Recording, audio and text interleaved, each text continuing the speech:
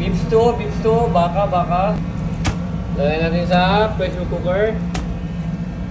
Yun. Lagyan natin oil.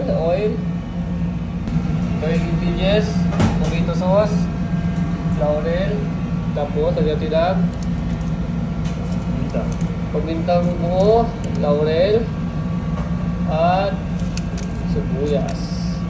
Meron pang bawang. Lagyan natin ang tomato sauce.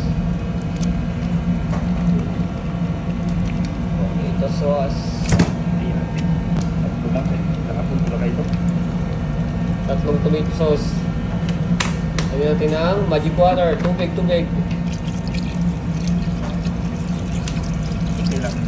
Okay lang. Lagyan natin ang konting soy sauce. Lagyan natin ang pamintang dulog. Magic sarap.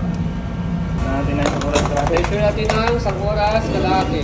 Ito yung para sa beef stew na sangkap. Meron tayong patatas, carrots, atsal, green olives, at siyempre mushroom. Pakuluan natin yung tubig. Tapos lagay tayo ng sin. Muna na yung tubig. Lagyan natin yung mga sangkap, patatas. Lagyan natin carrots. Pagiging taas. 10 minutes pakuluin. Ito na yung binod kanina. Wow. Pang-gusto. Mahirap na. Ito na. Yun na. Lambot na yan, lambot. 5 years. 5 years. Let's say mga lagay na sa big plate.